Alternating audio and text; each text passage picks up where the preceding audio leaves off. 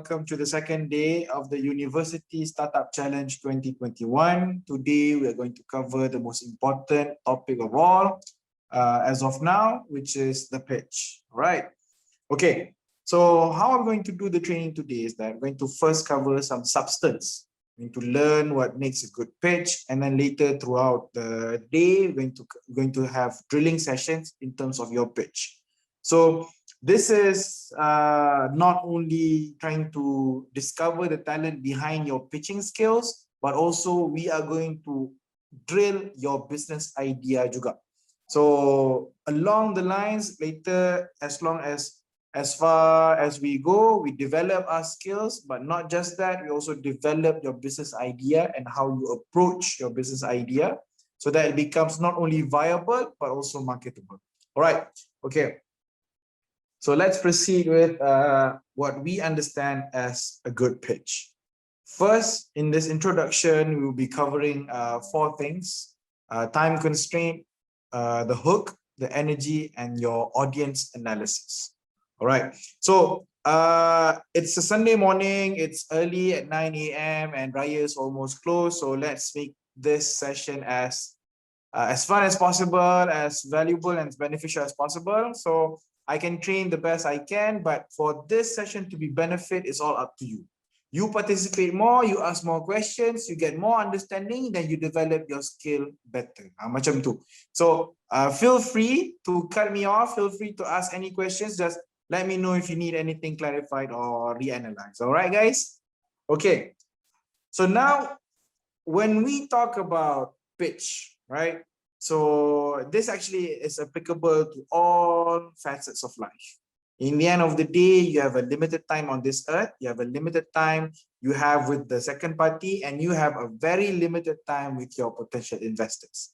Regardless, even if katakanlah you have this one situation dalam mana you ada banyak sangat masa, in the end of the day, you still need to cater to that limited time, attention span of your audience. Okay, I've seen apa nama ni? There's a message in the chat box. You want to see the slide full screen? Yeah, okay. I'll be honest, yeah, guys. If I go full screen, I don't think you can see the whole slide. It's about it's in PDF format, so I cannot share it. I tak reti lah sebenarnya. Tapi okay ke kalau macam ni? Can we just proceed with this one? Would that be okay? All right. Okay, so in terms of addressing time constraints, right? Okay, thank you, Anik. All right. Okay, in terms of time constraint, you need to understand that there are 4, let me see, is it 4 or 3? Okay, there are 3 types of how speakers react to their time on stage. First, if they get nervous, they go too fast. The problem with people going too fast, they think if they cover a lot of information under that 3 minutes, people will understand just as much. Itu problem dia. Just because you go fast and touch everything doesn't mean people will understand and comprehend. And sometimes when you get nervous, you dah risau pasal time, you tend to be too slow. That's why the racers and the lingerers lah. When you're too slow, people get bored. When you're too slow, people trying to see where you finish the point, but in the end of the day, you take too much time. That's why in the end of the day, the best is your Goldilocks spot. You go as the pacer, just nice. So sebab itulah penting for you to know the time, for you to practice the time, and for you to let the audience enjoy their time.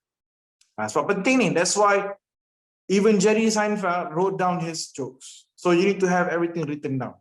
So if you have everything written down, then you know the timestamp, you know when to stop, you know when to start, you know when to pause for emphasis, and you understand where to maintain and control the attention of your audience. All right. So going further on, in the end of the day, after you have taken control or command of the time, right? You dah master. So you need to know how to hook your audience, right? How to engage your audience in the right way. That's why you need to engage them from the start. I always tell my trainees, whenever you speak, whether it's in court or in front for public speaking, or whenever it's a setting, even in front of friends and families when you're telling a joke, always best to start off strong. Itu yang paling penting. So don't assume people are paying attention. You kena tarik attention diorang so that this could be the first time meeting or speaking with them, but it won't be the last. Itu yang paling penting. So that's why I remember 3 points from the beginning. First, surprise the audience if you can. Ask the audience a question and combine a question with a surprise. Sometimes surprises can tend to be in the form of a very unexpected statistic or a very unexpected angle that your startup is trying to address. You have that surprise or you have them asking that question and then you pump bagi sekali. That's why it makes them open up their eyes and makes them give you their full attention. So another way of doing the hook is that you can also use a metaphor. You can tell a story, you can state a problem in stark terms. Okay, let's address 4 and 5 first. So when you use a metaphor, when you tell a story, it's about engaging the audience in a way that it's very relatable. Itu yang paling penting. Bila dia relatable, people tend to grasp that story from the get-go. Macam, when you talk about it's a very good example of this sort of public speaking tool is when the Prime Minister at first during his early public assessments, you know how the Prime Minister brought out the story of Makcik Kia and everyone was talking about Makcik Kia and Makcik Kia was trending even on Twitter and Facebook. So a metaphor and a story like the anecdotes lah in a way, telling a story is like an anecdote kan. So it really hooks them in. It's like a cheat code in a way that it's a shortcut of hooking their attention to have something relatable. However, it is very important for that story or that metaphor to be relatable because some stories and some metaphors are too, how should I say, too niched or too specific to a certain group of people that it becomes unrelatable. Itu yang particular problem kena ingat lah. So in the end of the day, remember public speaking, regardless of the setting, nak pitch ke, nak cakap ke, atau regardless, in general, it's always audience oriented. Remember to always know your audience. So katakanlah if your audience is, you need to look at who is the potential investor. Dia ni investor macam mana? Is it like a sophisticated investor atau investor yang memang jenis angel investor atau dia just your typical 3S friends, families and fools? It really depends on who you are speaking with and how does your story or your pitch resonate with your audience. And then the last thing is that on number 6, state the problem in stark terms. This is about as vanilla as you can get. Maknanya, you just start off, okay, now we have a problem. This is how we are going to solve the problem. Sometimes the problem that you are solving is so stark, is so it's so widespread, it's so generally experienced by the population that even by stating the problem in itself, it's enough to grasp the attention of your audience. Itu kena tengok juga. So it's really a case-by-case basis, and it really depends on how you address the problem later on in your startup idea, and it also depends on the business that you are in. So there are a lot of factors. It's not very complex. It's not that difficult to understand or to maneuver out, but it's very specific to your own business. It's very specific to your own industry. So kena tengok you punya niche market ni siapa, you punya audience ni siapa. Lepas tu baru kita boleh tengok macam mana lah. Alright guys, moving further on. This is quite important when you are speaking, especially in a pitch. You are trying to make a sale. Itu nak mudah kata je lah. You are trying to make the investor buy your idea with that seed money. So it's like nak jual barang ke orang lah. So the idea is that you can't sell an idea that you haven't bought yourself in the first place. Itu kena ingat. So if you remember this maxim lah kan, there's apa kata hikmat ni, you need to set an idea that you bought first you bought yourself in the first place. Maknanya you need to buy that idea first. So you need to convince yourself first. Bila you convince yourself, baru you ada semangat, you ada energy untuk cakap ke orang, okay, this is how we're going to do it. Your energy and your passion sometimes can be acted out, but it's very hard to maintain. That macam kalau katakanlah kita sebenarnya tak berapa semangat sangat pun pasal idea kita ni. Tapi kita yakin yang kita ni boleh berlakon. Macam malah setakat nak bersungguh-sungguh ni Any good performer can do it. Tapi you kena ingat, you won't get, it's highly likely that you won't get that seed money, that first investment with your first presentation to your first seed investor. To your first venture capital, tak tentu lagi dapat. Mungkin ke 20, mungkin ke 59, mungkin ke 123, you dah present, barulah orang tu foolish enough in a way, barulah dia buy into your idea dan dia bagi you that investment money. So to maintain that level of energy and passion is very hard to fake. Sebab itulah you first kena convince yourself about the idea.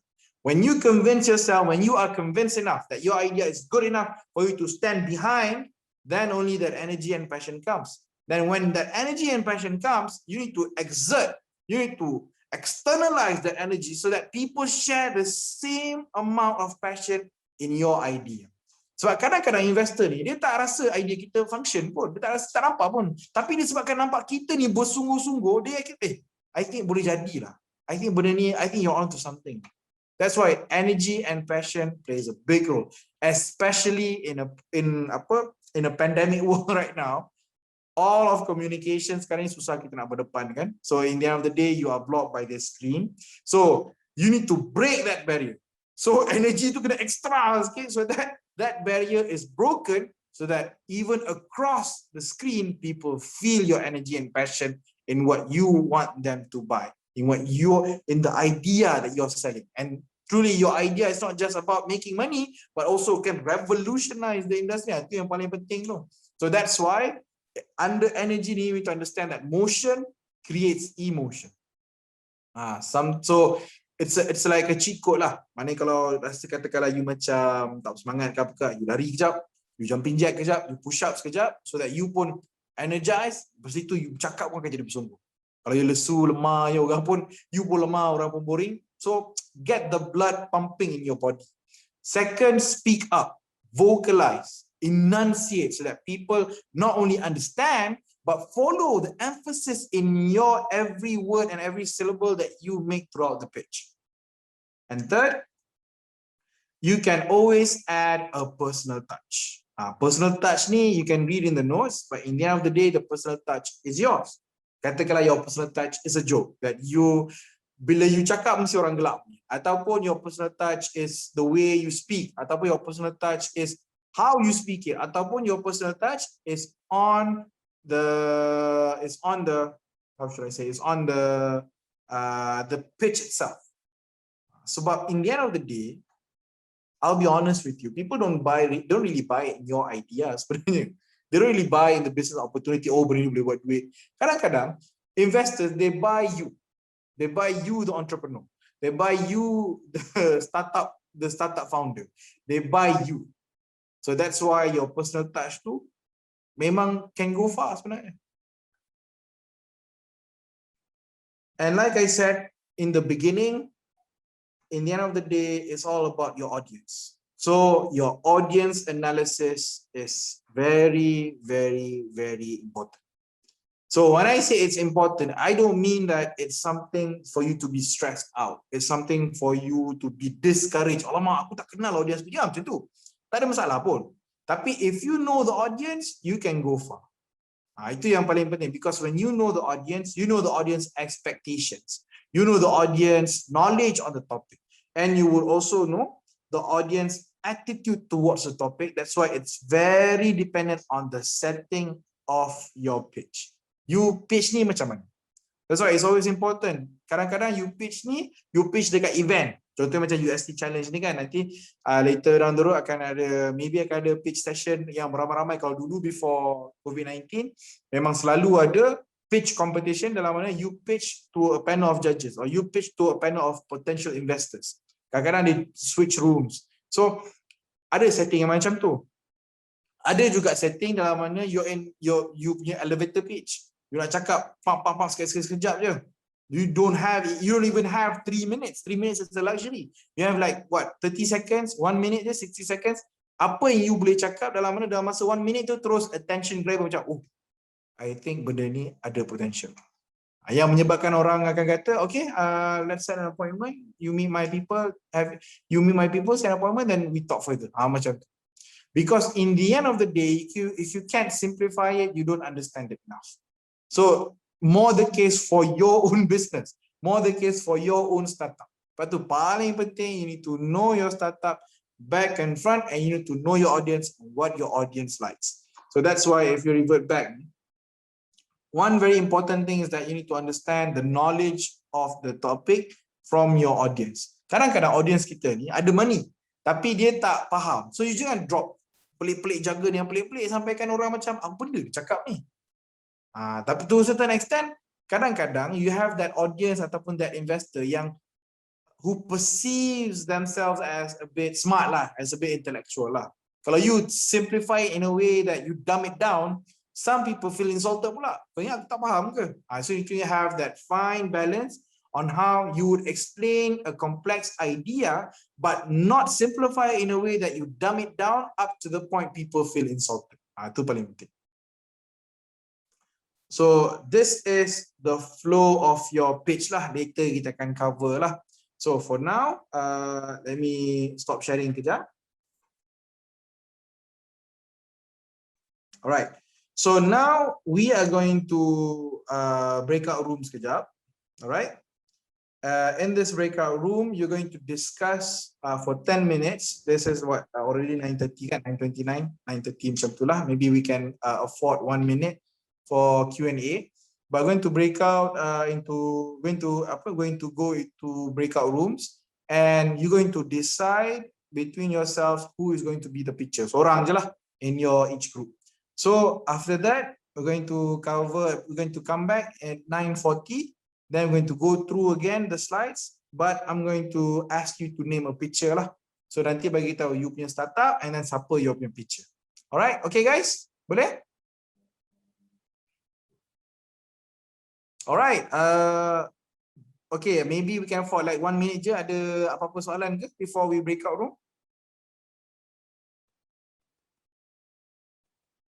Okay, wait, I think I see something in the chat box. Sekejap,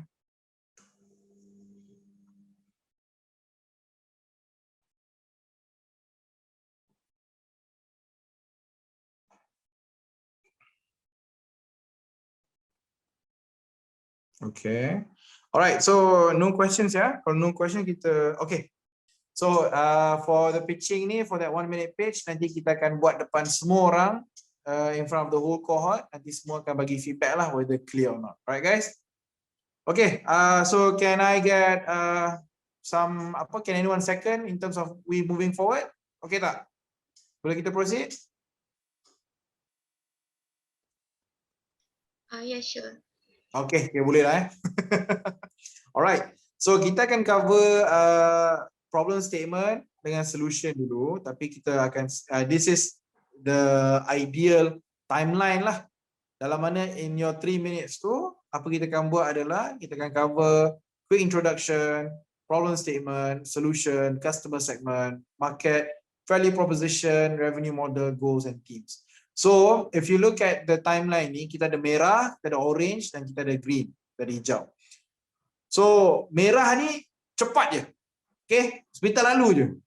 Buat 5 second, 3 second, lebih kurang je. Medium ni kita cepat tapi medium biar ada substance sikit, dan kita nak fokus mainly of the time in the green section. Sebab to your investor, green section ni yang paling penting. First nak tahu your customer segment, your market, your value proposition dan your revenue model. Kita akan cover later throughout the training today, then you would understand why. Tapi for now, we focus on the beginning part first, the initial part first. It's very quick. You're supposed to end it in 1 minute. That's why kita dah allocate time 1 minute. So quick introduction, problem statement, solution. This is going to be 1 minute. Yeah. Okay guys. So 1 minute. Yang ni kita akan letak lebih kurang maybe 1 minute and 45 seconds ke atau 150 ke, and the balance 10 second 15 second tu habiskan dengan goals and tips. Itu ringkas saja, just 1 liner 2 liners, lepas tu sudah cukup. Alright guys.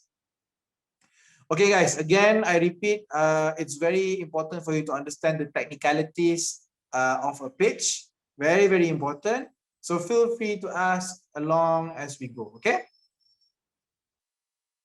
Alright, first is your quick introduction. So your quick introduction ni, it's important for you to keep it short. Alright. So no need to spend time too long to tell who you are. Share your, just simple, share your name and startup. Contohnya, hi, my name is Anik, then this is Youth Ventures. Hi, my name is Wan, and this is what, nasi lemak, nasi lemak fried, something like that lah. Simple saja. So let's talk about the brand sikit. This, sebabkan kita dah faham, you have very limited time. But in like in the first part of the training just now, kita nak ada the attention grabber, dalam mana it's very important for you to start strong. That's why for you to start strong, it's important for you to have a good brand. So katakanlah you dah ada brand before you came into the program, it's important for you to not fall in love with the idea. Okay?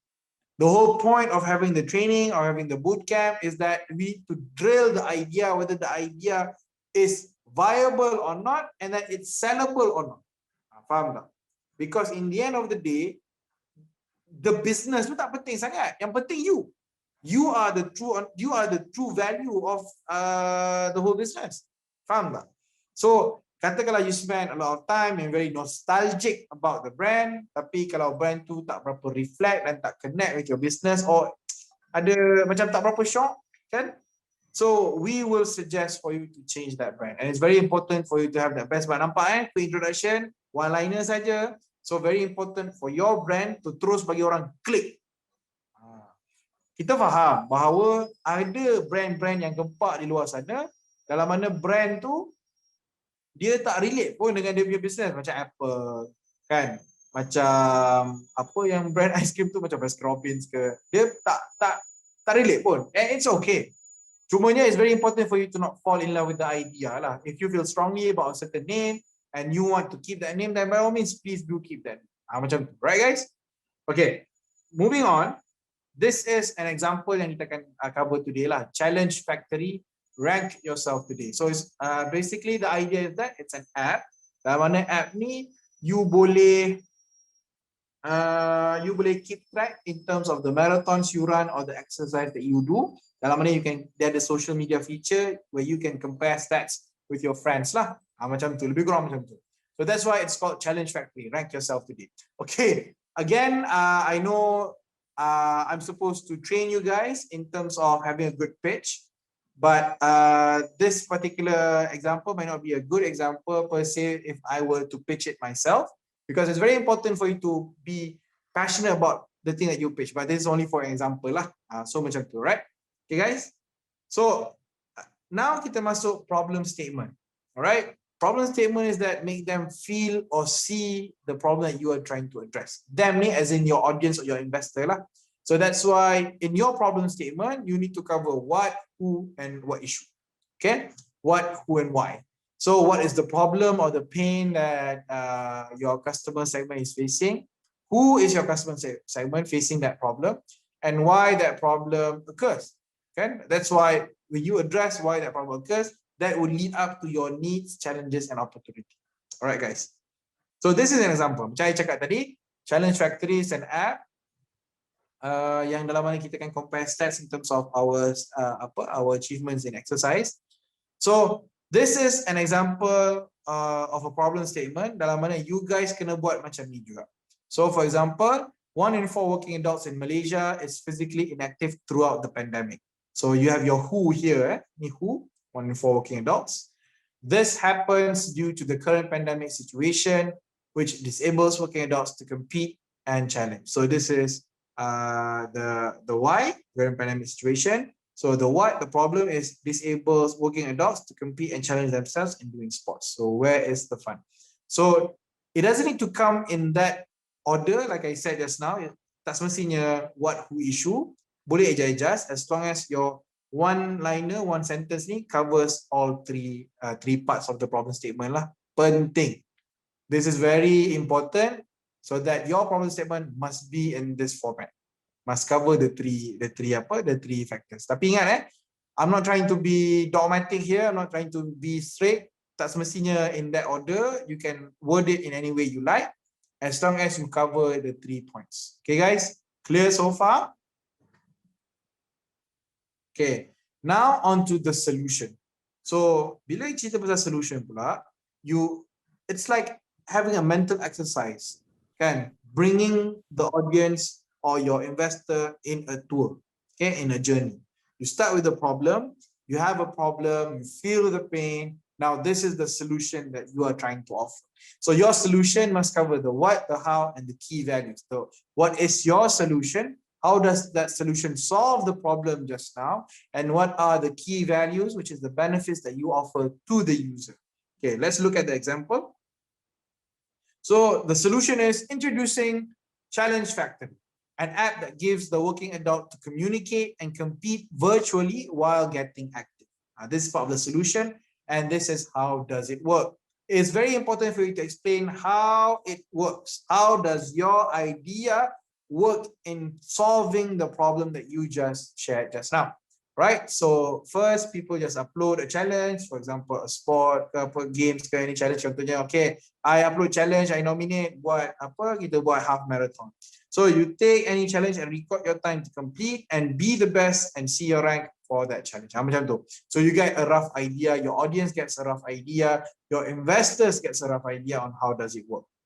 Okay, it's very important for you to understand that throughout our experience in conducting the training, our participants tend to have solutions that are disconnected from the problem statement. Dia tak match, dia tak ngam tau, aku duk tak ni, dia tak jadilah pokok ceritanya.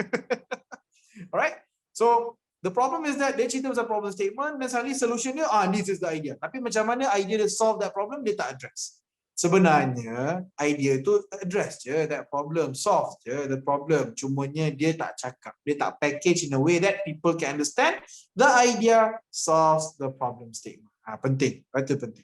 Alright guys, so remember for that 1 minute pitch, kita akan cover quick introduction, kita akan cover problem statement, kita cover solution. So we would like to hear from you guys later on at 11 AM. Okay guys, so far clear ke? Any questions so far?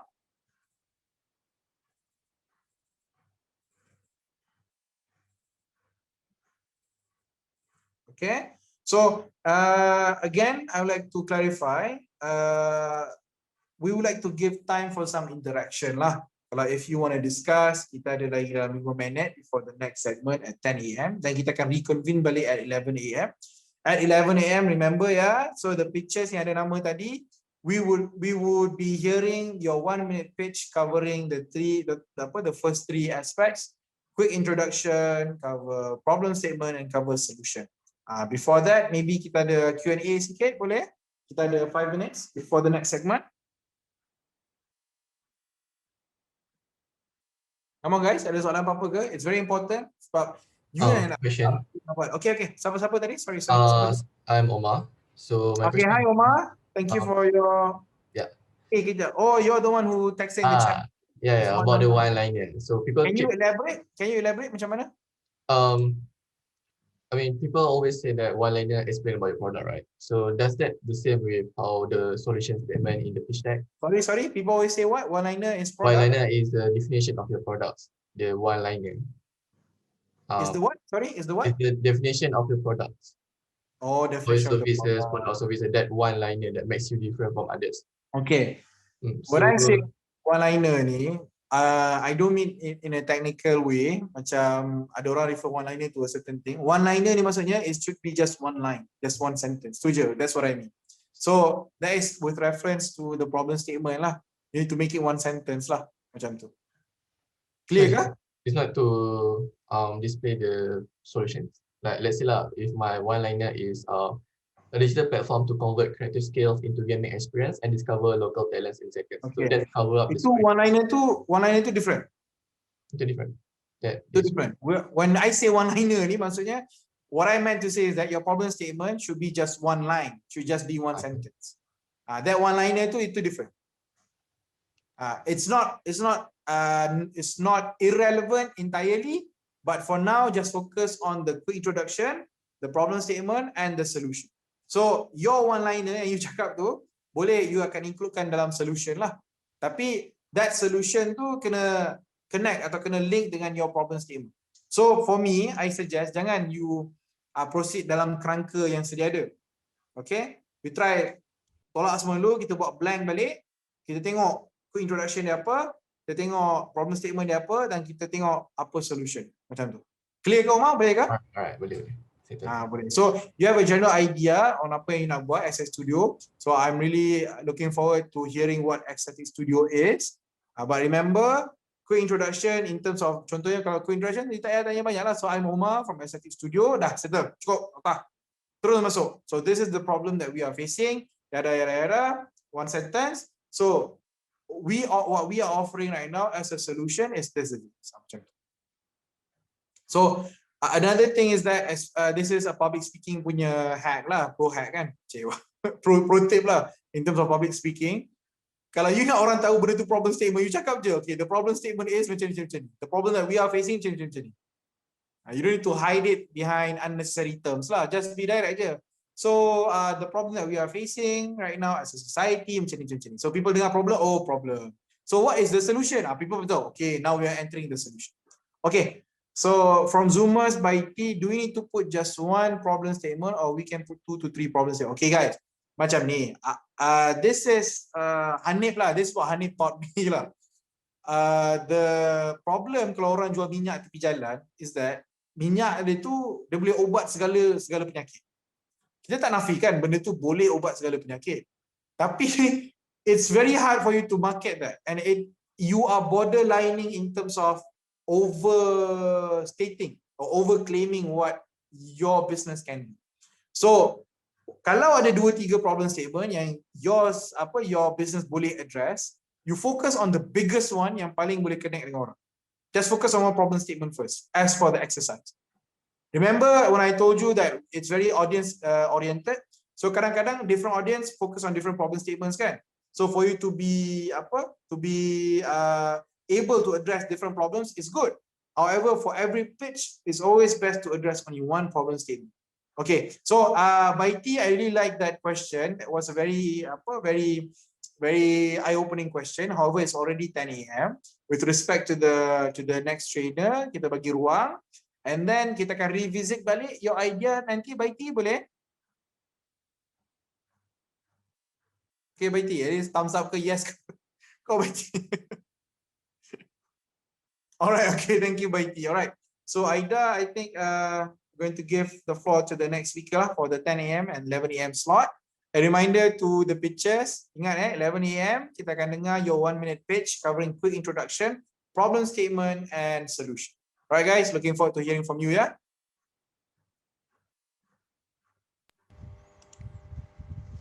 Alright, so you guys gonna go for another breakout session for discussing regarding the pitch at 11, just a 1-minute pitch. So Adam, can we open the breakout room so you guys can go in the breakout room to talk about it lah. Actually wait, before that, I think I get it wrong. Yes, actually we have another session because the breakout room. Just give me a second, guys. Just give me a second. Another session with Brother Sharizan kan? Yes, it's supposed to be training Sharizan, yes. So we're gonna give them, yes, betul. Minta maaf everyone, minta maaf saya confused dia. Hari Ahad ni kan dia macam dah nak raya ni tiba-tiba. Dia macam Sabtu ke Ahad ni kan silap pagi ni. So sorry sangat.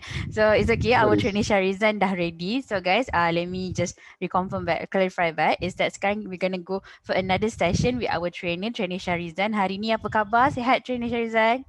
Okay, I was coming out from a very, very bad food poisoning stint, so still somewhat in recovery mode. So it was more than a week actually. It was the worst I've ever experienced. Yeah, we saw you like last cohort, you were not feeling well, so we were like very concerned about it. So like tengok hari ni muka nampak sihat sikit lah orang kata. Okay lah. I believe I'm okay for today. Tapi maybe a bit slow, so just bear with me lah. Alright, okay. So guys, let's welcome Trainer Shah. He's going to teach you with another topic that is introduction to crowdfunding. So I'll give the floor for you, Trainer Shah. Okay, all right, thanks. Aida, sorry, couldn't make out your name just now. All right, good morning, everybody. happy Sunday. Hopefully everybody's feeling better than me. I'm a bit, still a bit in recovery mode after my very bad stint with food poisoning. Okay, so let's just get right into this. Let me just share my screen. Okay. All right, so today, as mentioned, we'll be talking about a little bit about crowdfunding. So let me just put this in full screen. Okay, I'm not sure whether all of you here have heard of crowdfunding or are aware of the crowdfunding activities going on in Malaysia these past few years. So it has been an interesting scene where there's a lot of companies raising funds through crowdfunding. Now, basically, when we talk about crowdfunding, I like a simple definition for it, which is raising small amount of money from many people, right? So the whole idea of crowdfunding is that we're doing this online. We're doing this with an activated community based on specific agendas that may relate to either a social enterprise or a startup venture, right? So that's the specific context that we are looking into crowdfunding for today. Okay, so basically when we talk about crowdfunding, there's two types of crowdfunding. There's the reward crowdfunding, and also there's an equity crowdfunding. So the difference between these two types of crowdfunding is what you offer in return to the people who are giving you the funds, right? So basically, when you talk about reward crowdfunding, reward-based only exchange the funding for items of value, right? So this can range from a great many things. We will look into what types of rewards that are suitable for any reward crowdfunding campaign. But typically in Malaysia, you're talking about raising less than 50,000 of, although there are a few campaigns out there that have raised more than 50,000. I think the biggest one we had was around 100,000, right?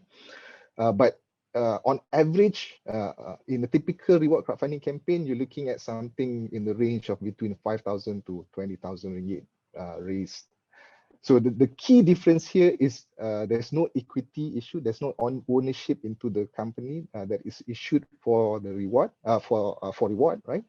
For the amount that you are raising. So that's the difference between reward crowdfunding and equity crowdfunding, where in equity crowdfunding, you are exchanging the money that is given to your company for ownership in your company itself in the form of shares, right?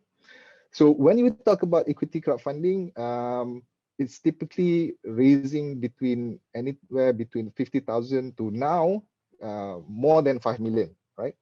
Up to 10 million.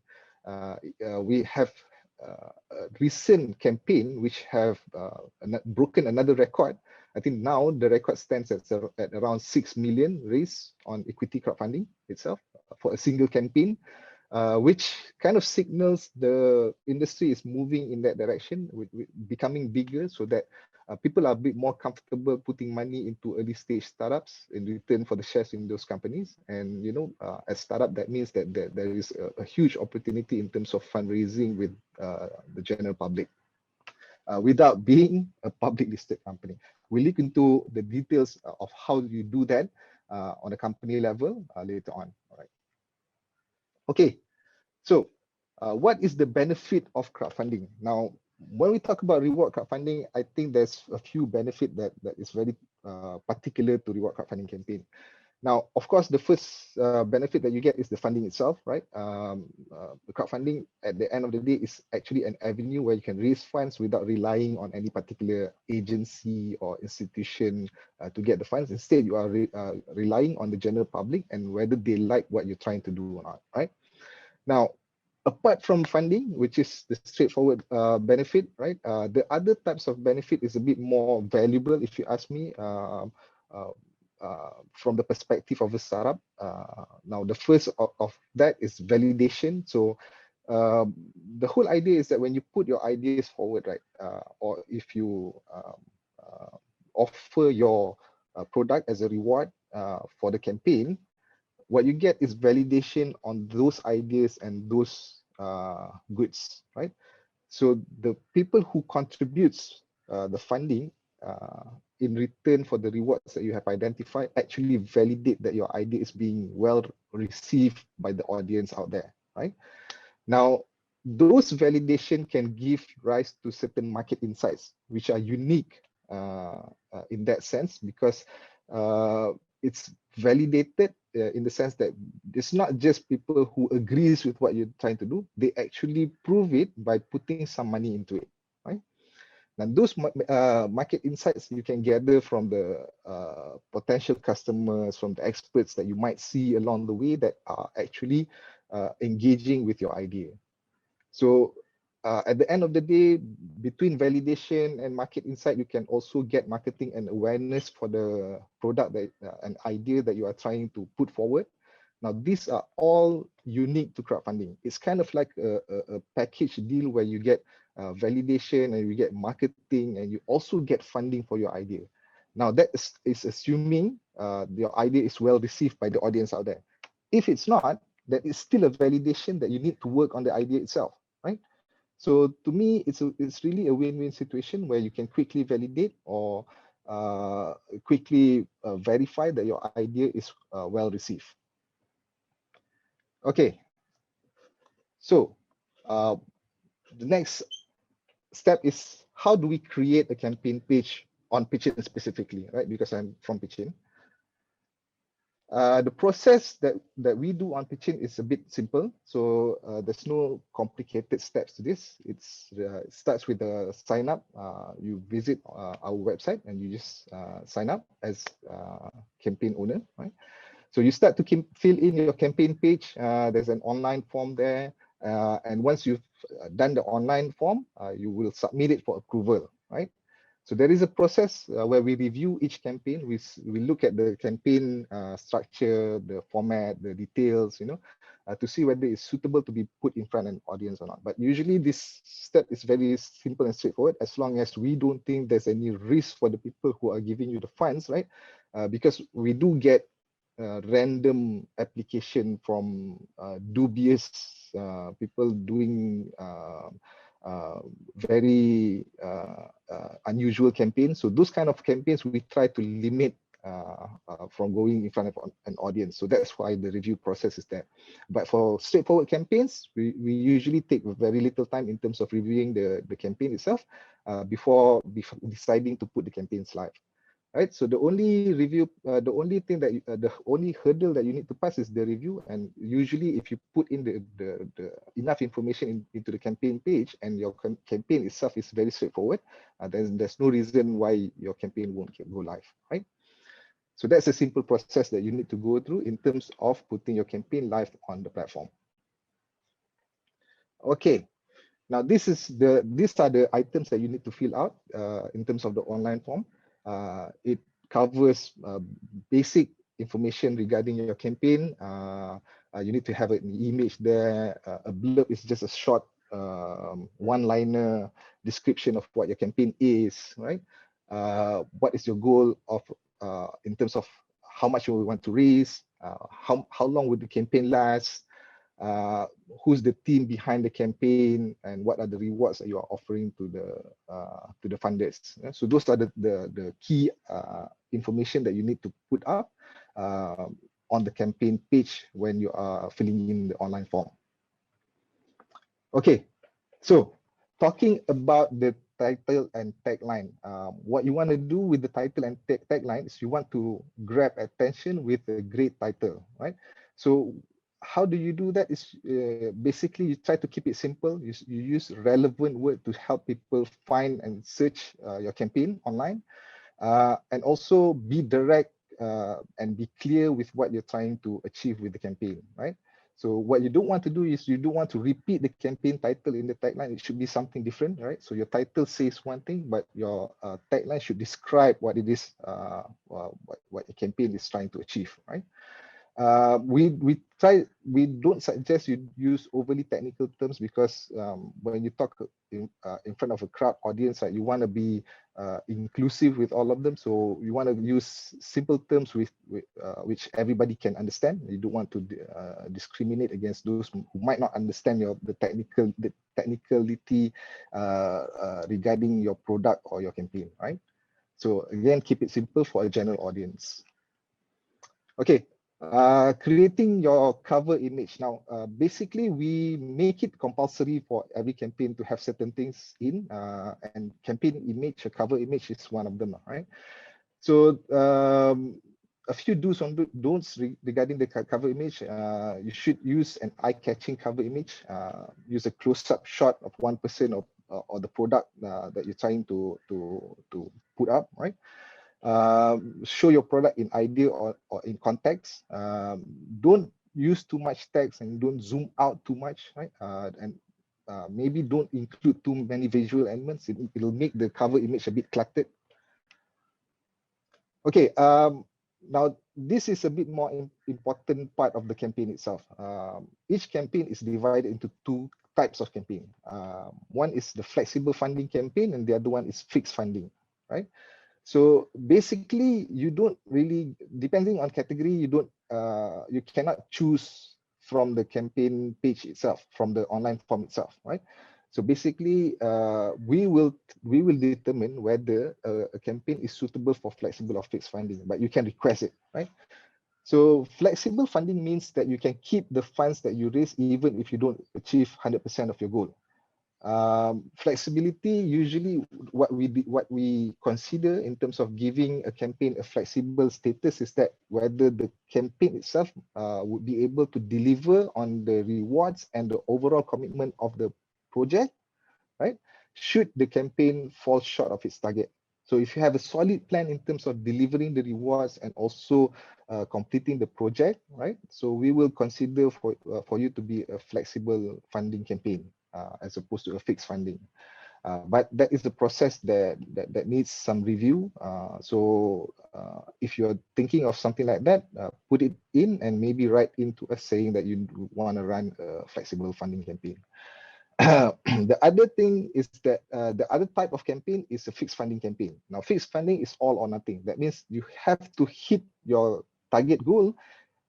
If you do not hit your target goal, the money goes back to your backers, right? So we usually determine a campaign as fixed funding if the campaign itself might not be able to deliver on the rewards or the project itself if it falls short of a target, right?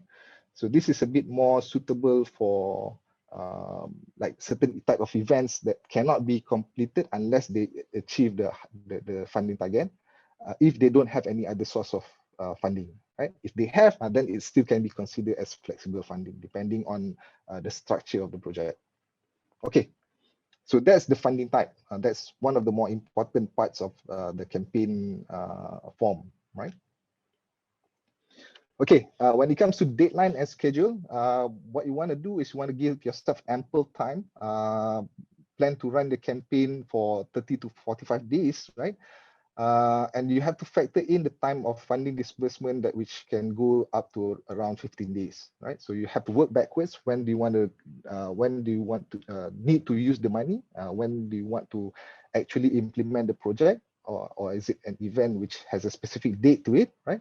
So you have to work backwards to determine when your campaign date should start and how long should it run for, right? So you don't want to set goals that put you at risk of not fulfilling your rewards or not completing the project. That would be very bad for the campaign. And also don't underestimate how long it might take to package and ship the rewards, right?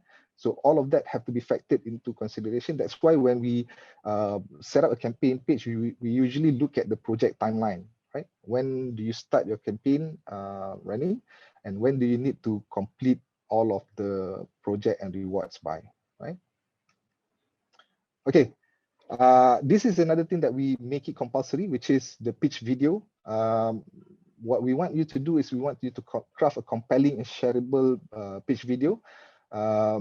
Probably keep it short, around 2 to 3 minutes. There's a lot of platform out there that lets you create short videos for free. So make use of those platforms, right? And make sure the first 30 seconds counts with maybe a memorable one-sentence summary of your entire project, right? Because usually sometimes people's attention is very low.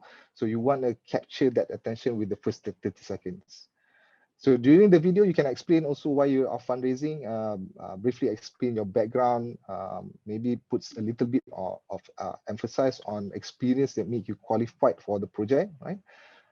You would like to probably showcase some of the project that you have done before, right? So those might be suitable for you to include in the video, right? But again, at the end of the day, keep it short, within 2 to 3 minutes. And what is more important, that you have a call to action. You have to tell your audience how they can get involved and what you're doing, right? So at the very least, you have to mention, what kind of target that you have for the actual fundraising campaign, right? And maybe go through some of the rewards that you are offering to them, right? Okay, so that's the video, and the main component of a campaign page is actually the storyboard, right? So the story of the campaign is what makes up the campaign page. When it comes to the story itself, right, there's few important things that you have to put in, right?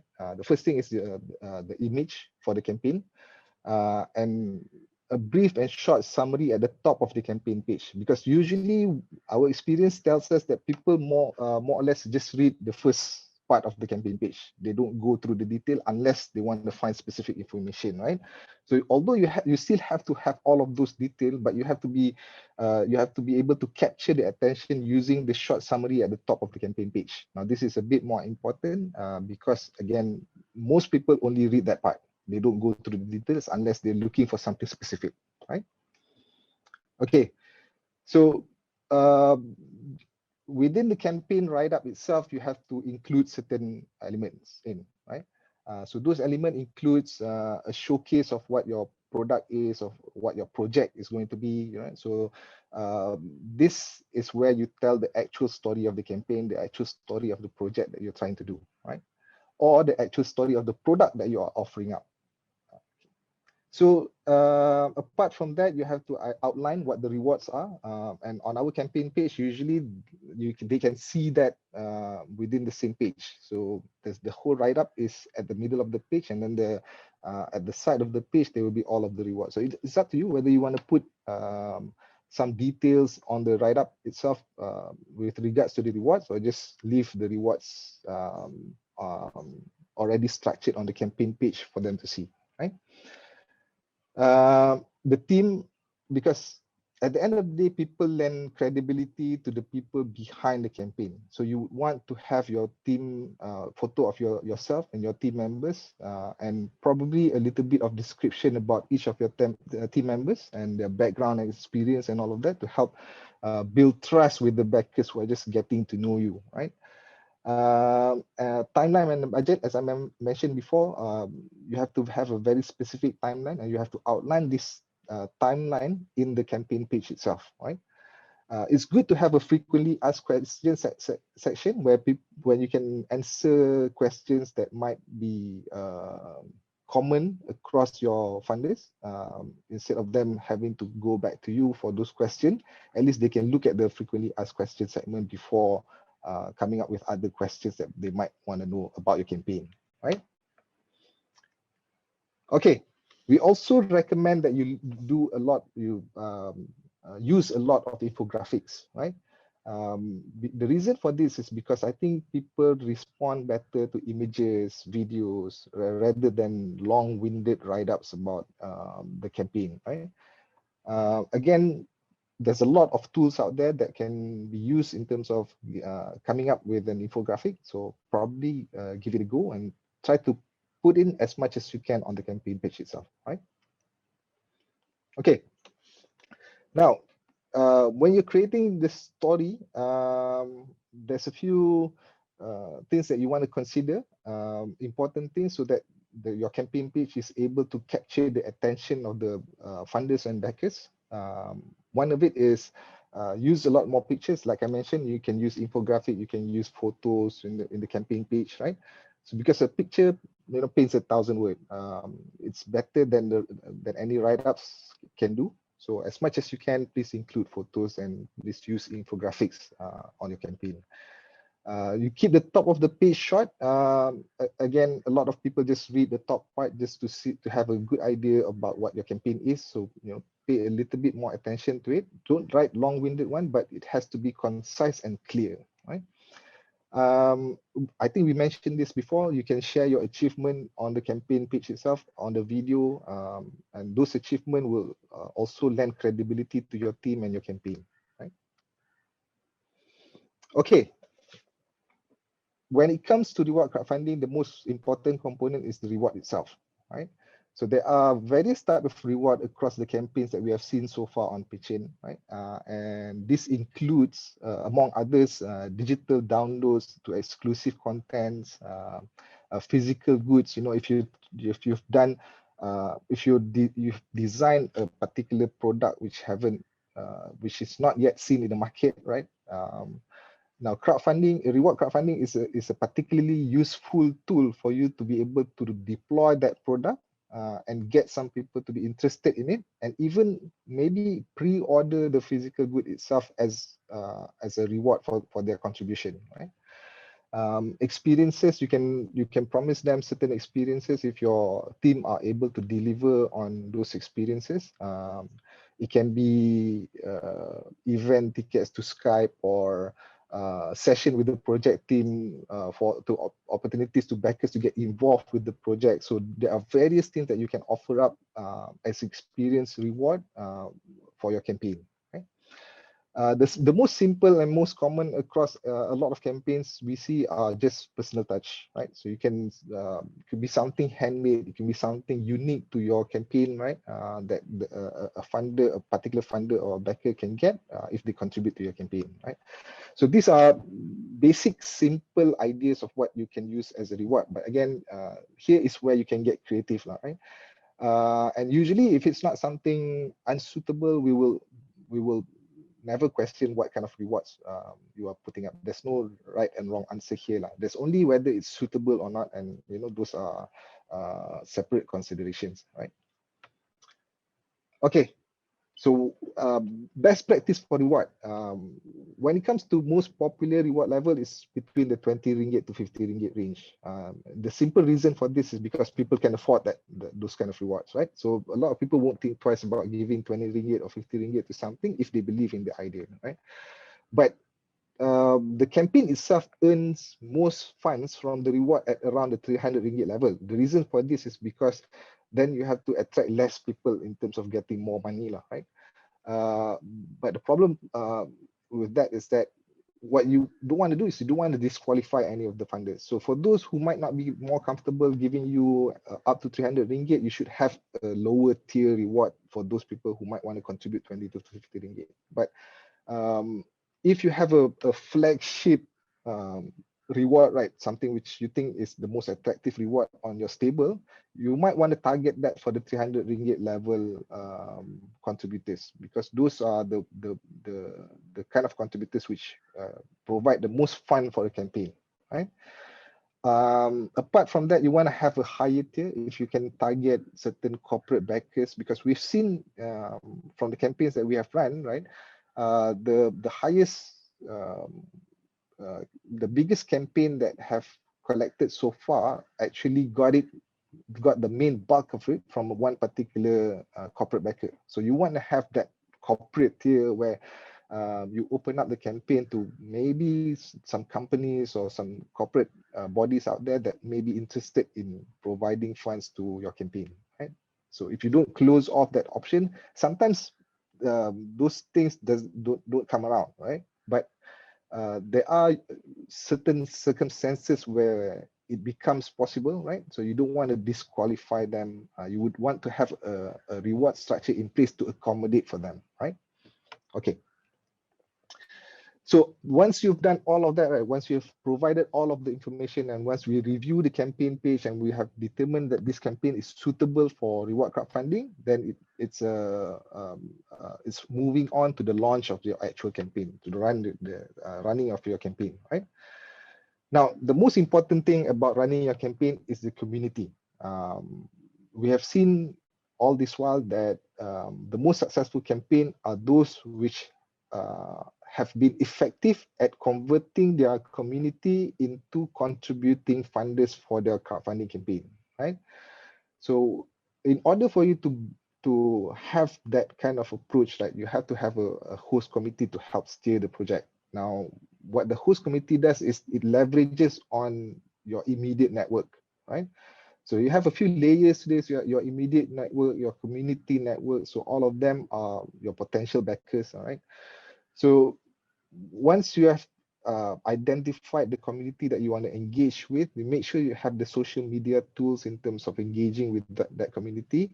And what you want to do at the background is you want to build a list and grow your email list with all offline and online activities. So once your activity is up and running, you want to add on to the list and keep up the engagement through the various channels that you have already set up, right? So it's useful to get out and go to events in order for you to create more awareness for the campaign, make it easy for people to sign up for more information on your various channels. Maybe create a newsletter and you can blast those newsletter to the emails, the growing email list that you have done earlier, right? So the most important thing is to follow through, to stay in touch with your growing audience because you would want them to be constantly aware of the campaign that you are running. Marketing your campaign means staying connected. Of course, you have to leverage on social media and you have to have a good email strategy in place. You use email outreach early and often. I think at the end of the day, it's about keeping in touch with your community based on the various channels you have to reach out to them, right? You can also promote your promote your campaign at local events. I think even in MCO, there's a lot of virtual events that are running currently. So you have to be on the lookout for any potential events that are suitable for you and for your campaign. And you want to, take the opportunity to join those events and promote your campaign. Okay, so you can also join forums relating to the subject of your campaign. You want to show your backers appreciation, maybe do some event at the background, highlight some of the backers that already contributed to your campaign. Maybe you can also do a contest to spark new interest for the campaign itself. Okay, so as a closing, I think currently Magic has a Penjana Social Impact Matching Grant. This is only for social innovation and social enterprise. The grant is 10 million ringgit, and how it works is that for every ringgit you earn through crowdfunding, same grant will match that amount 1-to-1 ratio. I think this is available for as long as the money is available. Whether the money is available or not, maybe you can direct that question to the Magic folks we have here today. So who can apply? I think it covers mostly everybody which has a social enterprise or social innovation agenda in place, right? So it can be non-accredited or accredited, but the amount that you can claim is different according to what type of category you fall into, right? But at the very least, you can still get 20,000. So I think it's still useful to consider, especially if you have a social innovation agenda in place, right? Okay, that's it for the reward crowdfunding segment. Maybe we'll take some time for Q&A before we move on to the equity crowdfunding portion. Okay, let me just stop Questions. sharing. Yep. Okay, so let's say we are from technological tracks, and do we need to wait for our technology or prototype to be completed first before we doing the crowdfundings, or we just go straight into the crowdfundings without our prototypes?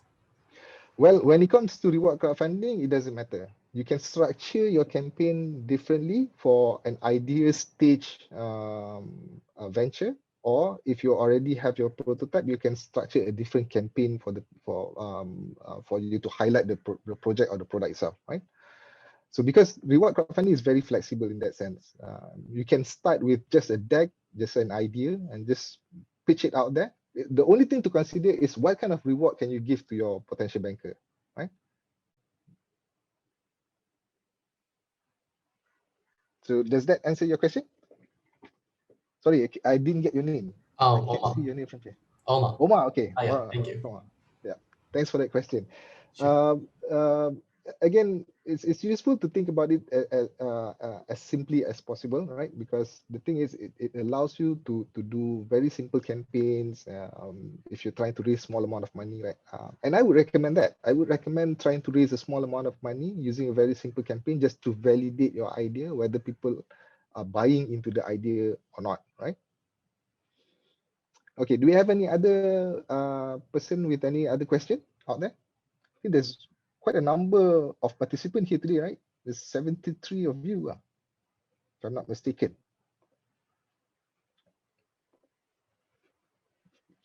70 participants. Okay, that includes the coordinators and all, right?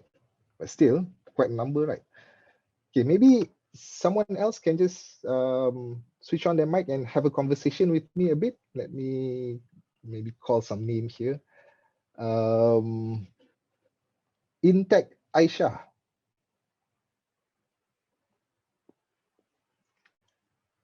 Or Smart V Nazhan. Anybody who's still in front of the computer. Hopefully I didn't put everybody to sleep. Okay. Anybody else? Aqua Hygiene ke? Siapa ke? Maybe just switch on your mic. We can have a conversation about what your startup is and what you probably want to do in terms of thinking about your crowdfunding campaign. I think the whole idea for this my session is actually to give you guys the opportunity to unlock your ideas, right? Because I've been to a lot of startup challenge, and a lot of the time most of the teams cannot move forward because they don't have the capacity to move forward, right? There's always that chicken and egg question where I need to run my idea, but I don't have the money. So I want this particular government funding or magic to give me the money. Problem is the startup ecosystem doesn't work like that anymore. If you have an idea, you need to have a method to move that idea, right? And you can't expect those agencies or to give you funding at that early of stage, right? So the only way you can do this is through crowdfunding. That is the only public way that you can get your idea moving without waiting for any funding from any agencies, right? So, you know, it's important for you to understand what crowdfunding can do for you, because I think what it does tremendously well is it unlocks the opportunity for you to fundraise very, very, very early in the game. If you talk about deck stage, idea stage company, no other agency out there would fund you, you know, unless any of the trainers or coordinators here can prove me wrong lah. As far as I know, my experience in the ecosystem tells me that, right? Okay, so if there's no more question, I'll move on to the equity part of the segment, and then after that we'll have another set of questions, right? Okay.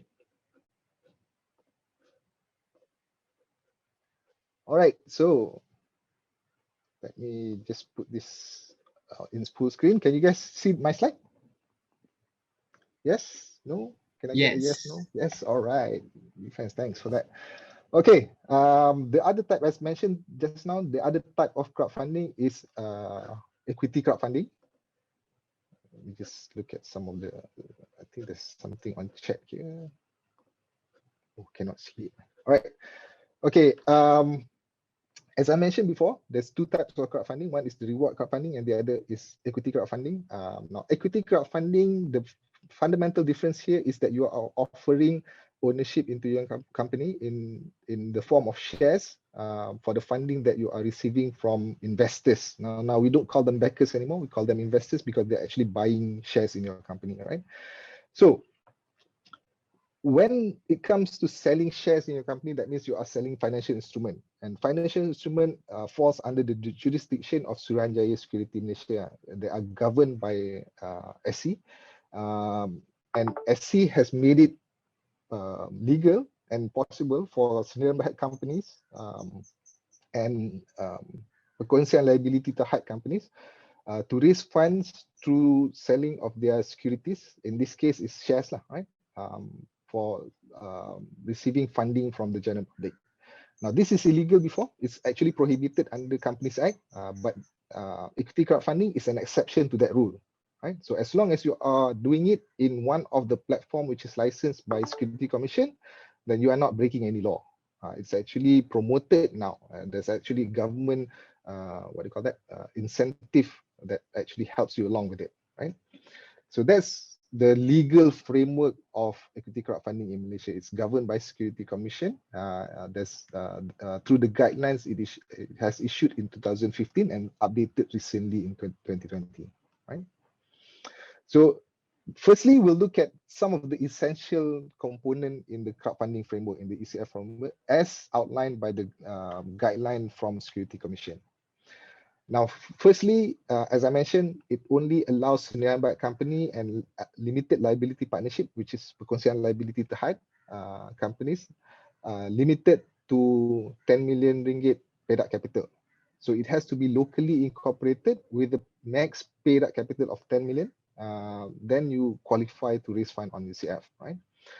So for these companies, as platform, we perform due diligence and compliance on the company that are fundraising. This includes the people and also that are running their company and the business proposition of the issuer. So the issuer is the people who are raising the fund, the company which are raising the fund. We call them issuers, right?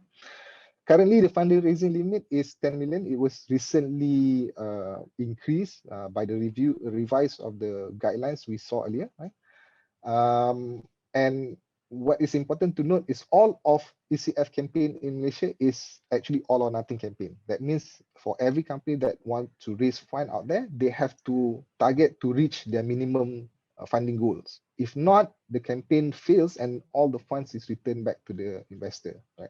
So on pitching, we have ensure that we make it a point for every company to have a minimum funding target and the maximum funding target. So your minimum is the hurdle that you need to pass in terms of making your campaign a success, right? If you fall short of your minimum, then the campaign itself fails and the money goes back to the investors, right? Okay. So when it comes to fundraising, the most important and the most contentious area is actually valuation. So before you can identify how much money you want to raise, how much equity you have to give up, you have to talk about what is the valuation of the company. The company that you are running, how much is it value, right? So we don't require companies to do this on a professional level. They can do it on a personal level. That means go on the internet, find methods of valuation and then calculate it for your own company, your own venture, right? And come back to us on your calculation, and then we'll have a review on it and have a discussion before putting it up on the campaign. Now, when it comes to investment, the investors themselves, there's no limit to who can invest. Anybody can actually invest. They can be local or foreign companies, VC and institutional investors. All of them are allowed to invest money in ECF at the moment. So that is a bit unique because other type of entry-level public listing platforms such as Leap disqualify certain retail investor. That means certain people with certain criteria cannot invest on those platforms. But on ECF, they don't discriminate any of the investors. Any investors, even retail investors, that means mom and pop, everyday people which don't necessarily have a high net worth, right? But they can invest. So those people are still allowed to invest on ECF. The other part which is important is the reporting part, which is required from all of the issuers, the people who are raising funds, the companies who are raising funds. So those reporting is done through our company, and we keep investors updated with an agreed timeline of reporting, right? So it can be once a year, it can be quarterly. It depends on the company themselves, right? But we recommend something more than once a year, right? Probably twice a year at least, or even better, a quarterly reporting for those investors.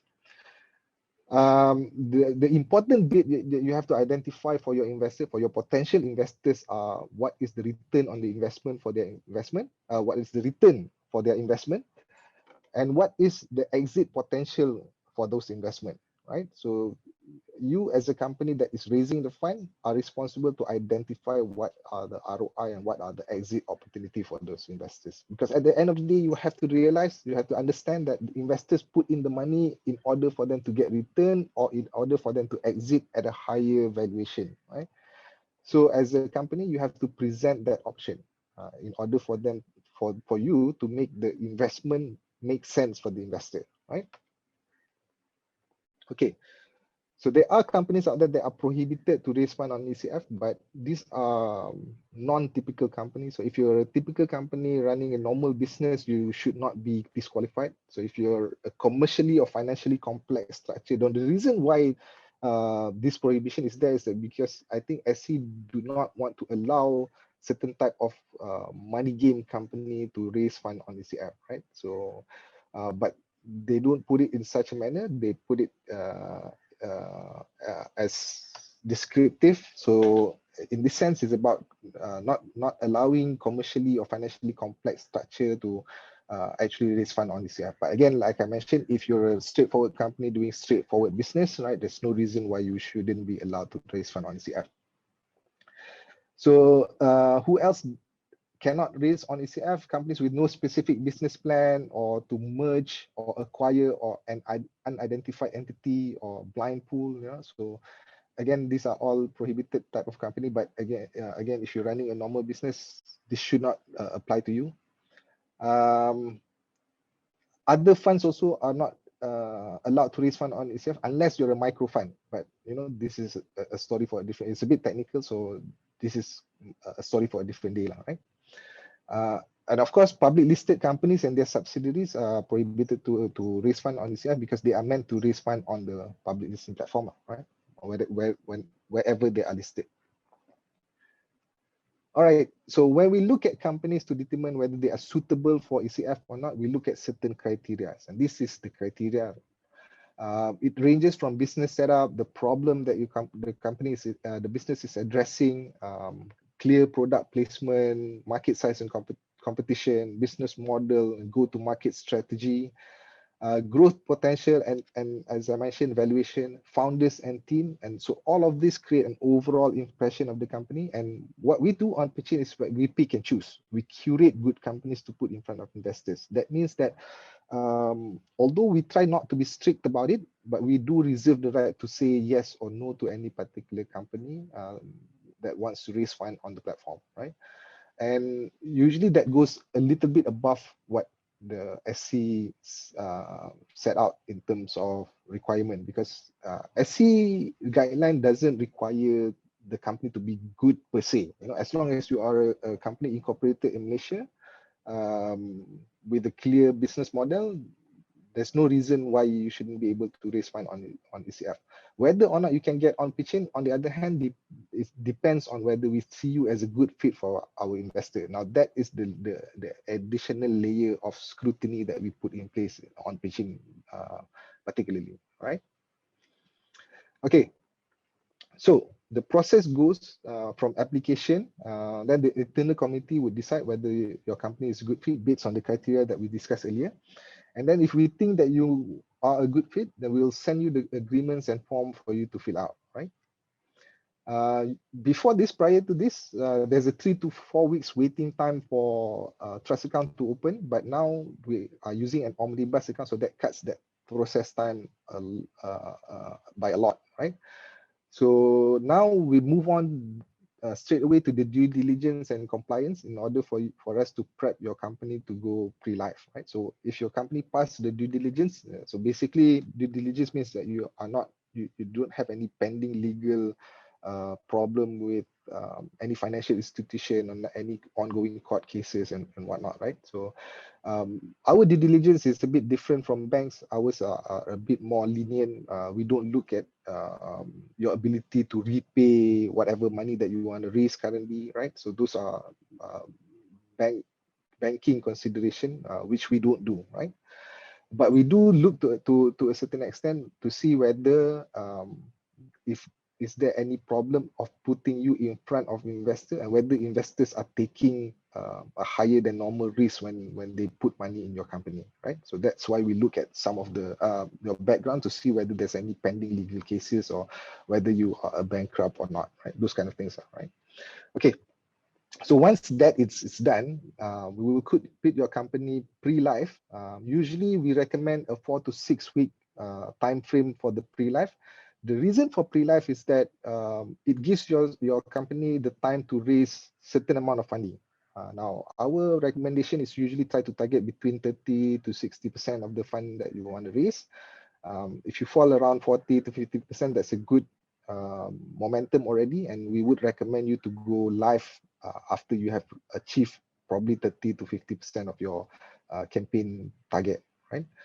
There are companies which stays pre-live for a lot longer. Those companies which have trouble getting momentum with the investors, right? So, but we see that if you have early investors that have put money in, those early investors might be impatient for you if you stay too long on pre-live, because for as long as your campaign is not yet concluded, they don't receive anything for the funding that they have given to you, right?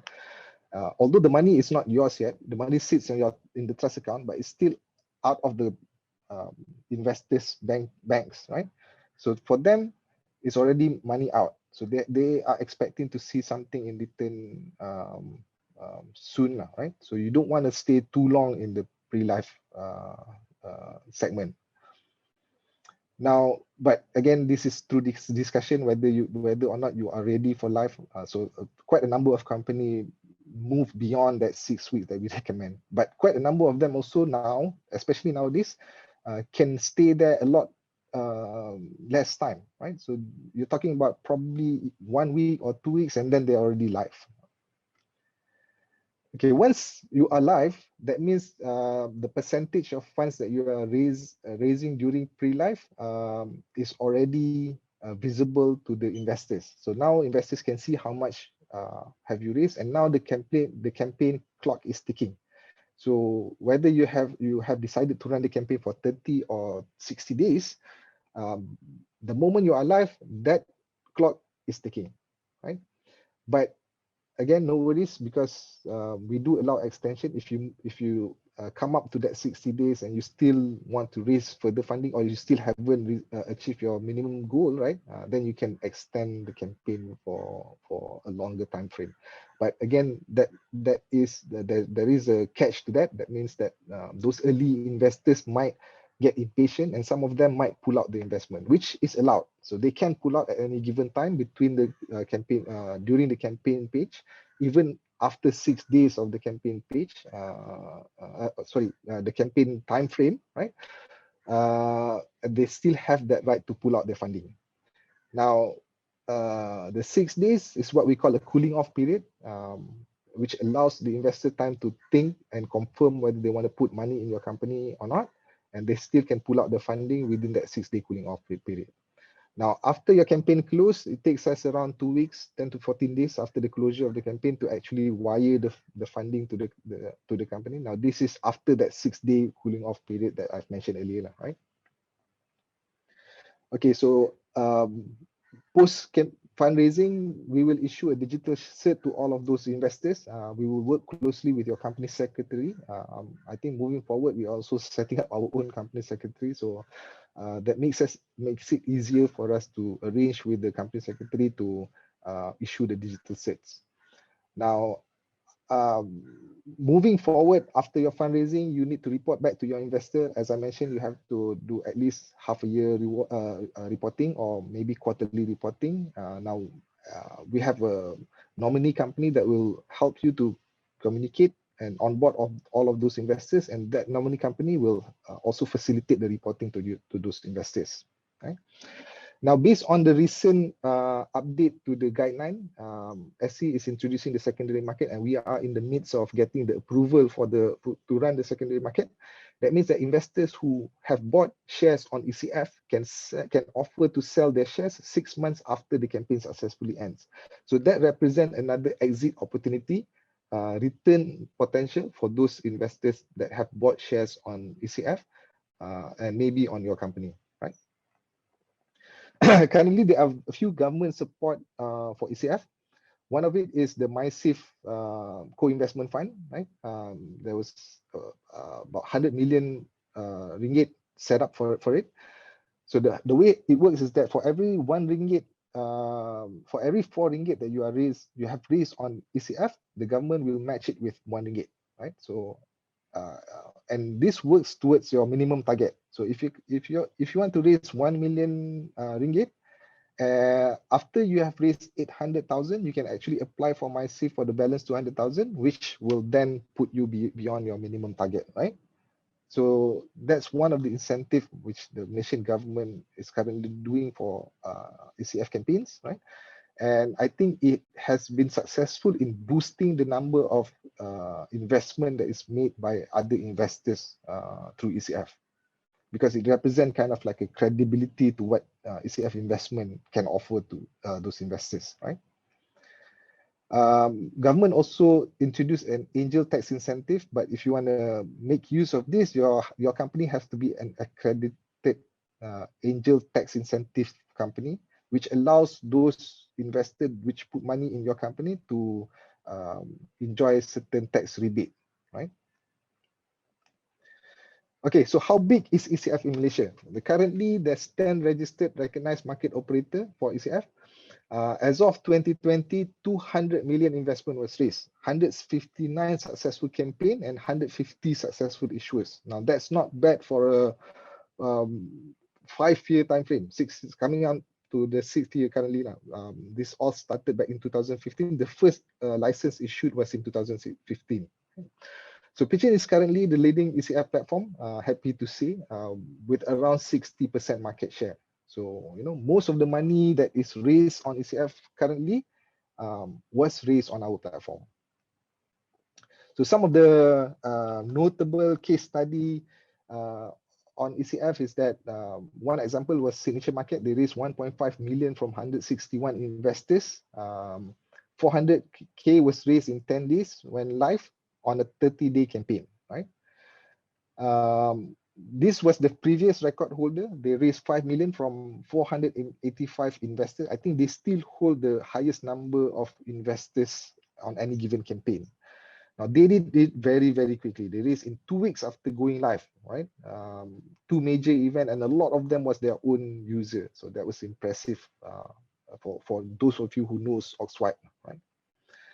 Polycystic is interesting in the sense that they raised this money. Now they were also a previous record holder because they have been superseded by another company recently. I think it's Lapasa, which raised 6 million. Now, what is interesting about Polycystic is that 5.2 million that they raised was raised 100% during MCO. So they started the campaign during MCO post-COVID, right? And they ended their campaign during MCO itself, and they kind of broke the record at that time. So that goes to show that, if you have the right value proposition, if you put that in front of investor, doesn't matter that you are in a pandemic, they will still invest, right? Okay, so as a closing remark, I would say that, if you're looking for investment from angels and VC, they bring expertise to your company. Yep, we admit that. But the thing about the crowd is that they bring customers and fans. They tend to be ambassadors of your product, and that is very unique to equity crowdfunding, right? Okay, so that's all for me. I think we'll open up for questions. Hopefully, we can get a bit more questions now. Any company, any startup out there which already set up their company, either as a perkongsian liability terhad or a senior berhad? Anybody out there?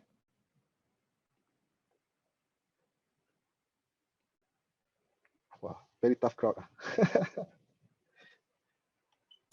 We are. Sorry. Hi. Oh, you guys are already registered? Yeah, registered, but as a sole perpetuate first lah, right now. Okay. So okay. My advice, if you have the fund lah, at least go for perkongsian liability terhad, limited liability partnership. The thing about sole prop is that it's not meant for you to share across your team. That's the thing about sole prop. Sole prop is meant for sole proprietor lah. Maksudnya kalau kita niaga seorang-seorang, lepas tu kita tak share dengan siapa-siapa, right? So that's more suitable for sole prop. Yeah, If we you're plan. sharing across a team, right? Kalau you ada team of a few people, at least try to register perkongsian liability tahap. Yeah, we planning to do that after. I mean, currently we are in prototype development. So once we generate revenue from our prototype, that is when we're going to change the status. That's the plan. No, the Like, thing is, this is where I think a lot of people get confused. The thing is, you can't change the status. For sole prop, you can only create and close. Kita tak boleh ubah status dia tau.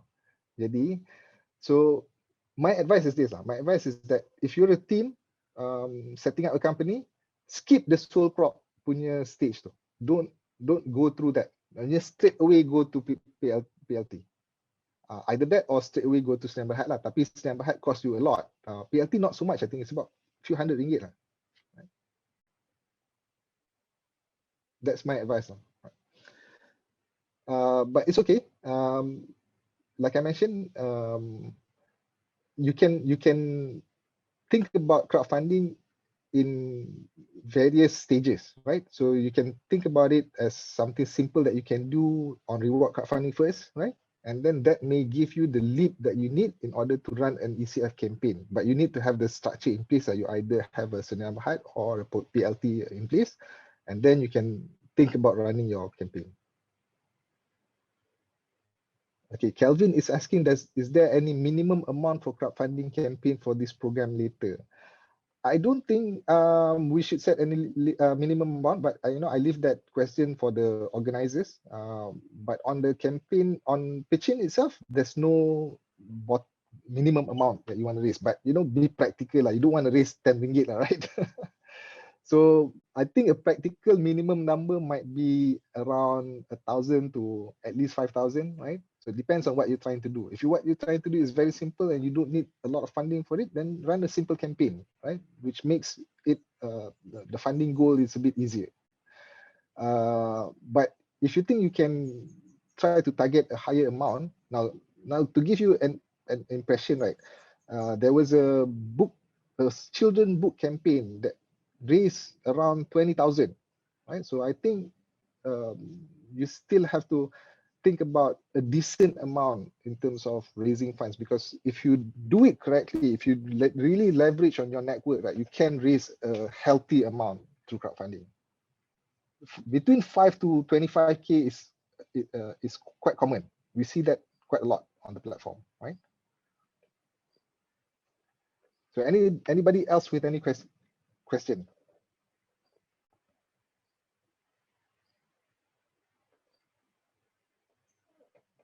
Can I get one of the organizers to just want to have a few quick chat about some of the participants here? Hanif, are you there? Yes, Renisha? Oh, yeah, Aida. So just wanted to check with you. When do you expect all of the participants here to actually put up the reward campaign? Because probably I want to have an outlook on that. Kalau that question, okay, kita kena tanya, is Anik here? Because I'm not really clear on that part. Is Anik here? Yep, I think that's also useful for the participant, here to know kan. Maksudnya, okay, there's a time frame that they can think about, right? And then there's also a time frame that we can expect some of the participants here to start putting in campaigns in, right? Because if we can organize it as a group, then probably I can assign somebody on pitching to have a look at the campaign as a group. So that might make the approval process faster, right? Is Anik here? Maybe he can answer it for you, the question, because I'm also like not really clear on that. It's okay. Kalau dia orang ada lah. Kalau tak ada, tak apa. Later on they can reach out to me and then we can probably plan in the background. So anybody else here dengan any question? Can I get at least one of you guys to switch on your mic and maybe have a conversation with me lah kalau tak ada question sekalipun? I got one. Roma bagus. You are my savior, man. No. How call this? I'm interested with the story of Grab. Okay. Like currently there's issue about Grab is founded in Malaysia, but however they changed HQ to Singapore. Why does that happen? Like it is one of the unicorn company of Malaysia, should be. but they changed into Singapore HQ. So what's your comments on that? I think at the end of the day, right, it's about support for the startup, right? If I'm a startup, if the support that I get comes from Singapore or Indonesia or Thailand or Bangkok for that matter, right, I would go there, right? If that's the only thing that is offered to me, I would go there, right? And I think there's a lot of startups out there who are like that. It's not like they're actively, okay, I want to go to Singapore or I want to go here or there. It's like they approach support on a regional perspective. That means they go through event at a regional platform, right? And sometimes some of the Singaporean investors approach them. Hey, we like what you do and we want to put money in what you do, what you're doing, right? So that kind of pulls a lot of startups to Singapore. I've seen quite a number of Malaysian startups which have received offer from Singaporean VCs, right? And we cannot. We must admit that Singaporean VC tend to be a bit more aggressive when it comes to offering funding for the startups, especially those growth stage startup, right? And there is a gap of funding which at a certain level here in Malaysia, right? And Malaysia is playing catch up with startup funding anyways. But having said that, platforms such as crowdfunding actually help with the momentum, because it cannot be just government initiative, right? It has to be initiative of the people. It has to come from the people of Malaysia itself in terms of giving support to the startups, and that represent a new platform or a new opportunity for startup to get support from Malaysia as opposed to waiting for the government to give support, right? Because at the end of the day, startup cannot wait. Like for example, Omar kalau Singaporean VC datang offer you 3 million, takkan you tak nak cakap yes because they are Singaporean? Of course you would say yes lah, I'll take your money. But usually they will require you to move there. That's what happened to Grab. Bila Singaporean VC what they call that, offer them the funding, they pull them there. That's what happened. If Malaysia wants to keep them here, right, then we have to create more opportunity for startup to get support they need here in Malaysia. I think that's what Magic is supposed to do, right? So how well they are doing that, again, I leave it to the Magic folks here. They can answer that better than I do. Yeah, thank you. Okay, so how can we do valuation for funding? Okay, to be fair, that is a separate topic altogether. But I want you guys to check this website. This is a simple website which allows you to calculate your valuation online. But there's a cost to it. Even if you're not willing to pay it for the moment, no worries, just have a look. It will tell you the story of how valuation is done, right? And later on, when you want to do crowdfunding, you can actually apply to do the valuation on Equidem.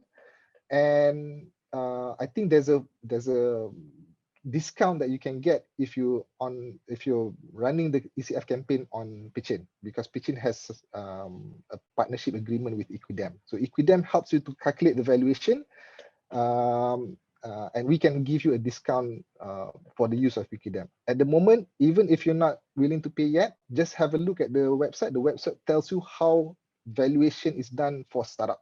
It does that very elegantly, like if you ask me. So senang pergi kat Equidem, baca what is the method of valuation for startups, right? Okay. Anybody else with any more question? Tak ada, So kalau tak ada, I think we can conclude. We're already coming up to 11:05. Don't want to eat up into too much time for the next session. So I'll pass back the session to the. So now kita dah faham apa tadi? Kita dah faham quick introduction, problem statement and solution. Now we cover customer segment and the rest lah. Lepas kita cover ni, kita akan breakout room lagi. Okay guys? So kita nak cover cepat. So sekarang ni in terms of customer segment, please pay attention ya. Kita nak tengok dia tadi problem tadi you guys buat 1 minit tu, you guys nak cover kesemuanya dalam 1 minute tu. Itu yang banyak tak cukup masa atau banyak tak dapat clear. You guys nak cover semua. Sedangkan you tak perlu cover semua. For the 1 minute you cover ni je, problem statement, solution, introduction saja. Okay? Now only baru kita masuk customer segment, persona, market size, value proposition, revenue model, goals and teams. Okay guys? So first we focus on the customer segment. So customer segment ni, you could, okay, this is where research is required. Okay, you kena briefly explain and mesti specific ya your target market in terms of students ke, workers ke, parents ke, age and gender and location. Yang ni kena ada dalam your presentation. And then you need to craft your user, make a persona. Bagi nama, bagi age, bagi working profile, bagi traits. Traits ni dia punya values lah. This is an example. Remember our challenge factory example? So the customer segment is that our target market is working adult age 25 to 35 years old in Lembah Kelang area. Specific ya guys. Sebab I know your product, your idea has the potential to go abroad even, not just national, to go abroad. Tetapi for the page need to start very localized. Kena cari satu kawasan dalam mana you can test that kawasan dan terus boleh execute. So we recommend tempat yang location ni adalah tempat dalam mana, kat mana you nak test your market, right? Where they are the one of the largest affected segment due to inactivity or due to the pandemic. So this is your persona, Zamri Kade, 26 years old, work from home. Before pandemic, actively joins triathlons. So nampak tak macam mana bila you explain to the investor akan faham, oh this is your customer segment and this is your persona.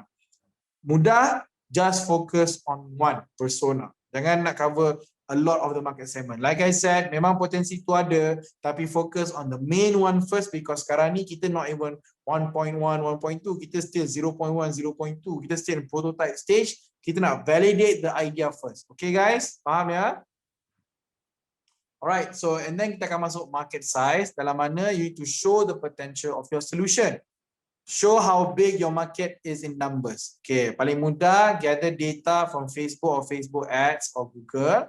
Okay, be specific and close to your customer segment. Okay, boleh guna Facebook ads dekat Facebook ataupun boleh guna buat research biasa saja. Tak kisah, yang penting show your market size. Alright.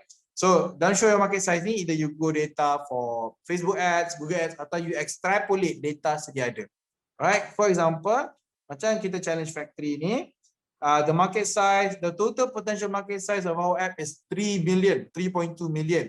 As we took 40% of the population in Lembah Kelang who currently working either in private sector or government. So, 40% is the age group. 40% out of total population in Lembah Kelang, kita ambil Kuala Lumpur lah. 40% out of 8.2 million is 3.2 million, more or less. Macam tu. Faham tak guys? So, simple je, tak ada masalah pun. You just need the numbers.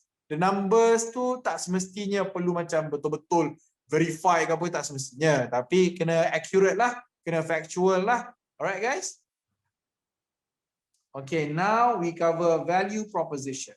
Value proposition ni adalah dalam mana macam mana you nak compare between you and the existing competitors already in the market.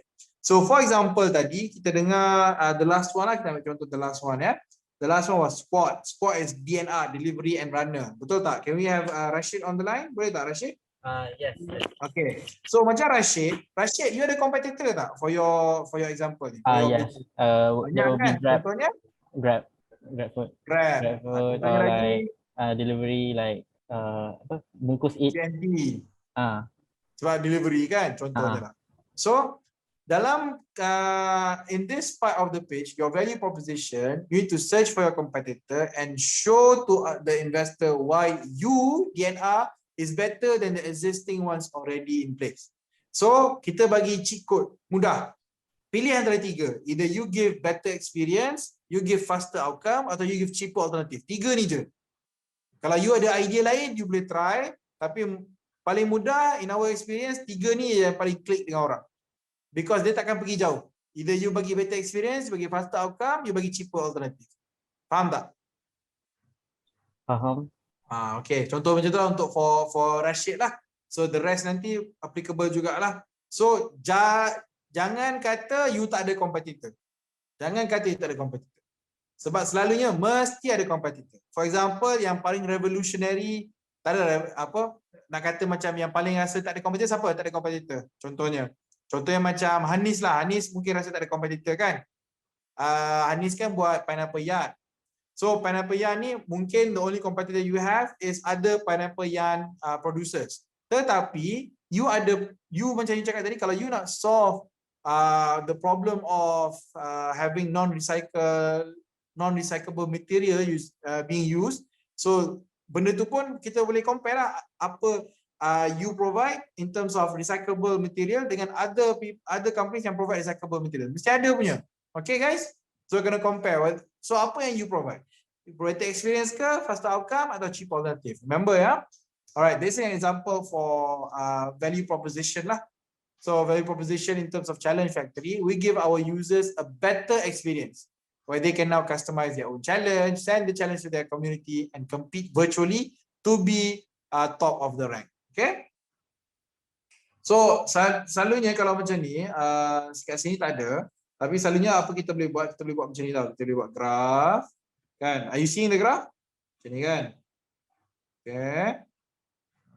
Kita color sikit, just bagi idea. Okay. Ni kan.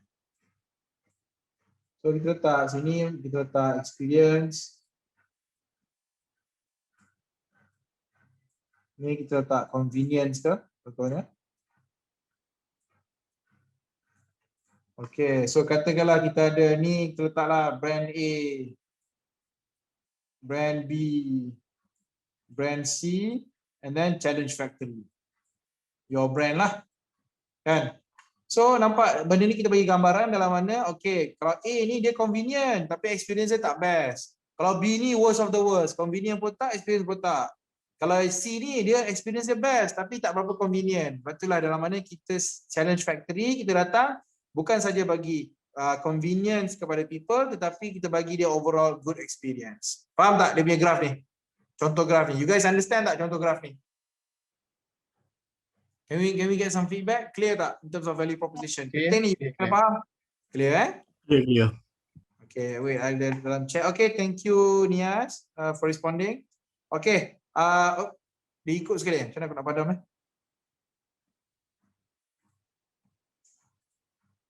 Okay, alright.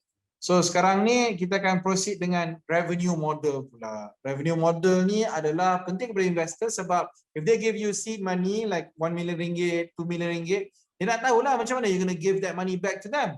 So you can pick and choose from the 6 business models here. Ni contoh yang kita bagi yang paling biasalah startups pakai. You boleh pilih ikut kesesuaian, boleh mix and match jugalah lebih kurang kan. So it really depends on your business model lah nanti macam mana. So for example, the first business model is marketplace. Marketplace macam Amazon, macam Etsy, macam Shopee, itu marketplace. And then kita ada subscription. Subscription ni macam Netflix, macam Spotify. Jadi cara you dapat duit tu adalah bila orang subscribe. Another thing is that on demand. On demand ni macam Uber, macam Grab. Jadi bila orang nak, baru orang beli, baru orang bayar lah. And then kita ada affiliate. Affiliate ni apabila you promote links to relevant products and collect commission. Jadi dia macam ala-ala affiliate marketing lah. So tend to work better than ad supported, but you're limited to your market and audience lah. Okay, kalau ad supported pula, kita fokus on ad sahaja. Kalau affiliate ni, dia macam katakanlah you buat partnership dengan satu app. Jadi app tu market you market that app. Macam itulah. Kalau ad supported pula, memang you bagi free tapi you punya revenue datang daripada ad sahaja. Satu lagi last one is freemium. Freemium ni macam LinkedIn lah. Dalam mana you nak buka you nak buka free, you boleh buka free account, tapi kalau you nak better experience, dia bagi you premium account. You kena bayar macam tu. So you can pick and choose from the 6 alternatives you have here. For example, kita bagi contoh ya, for challenge factory. Okay, kita letak dua.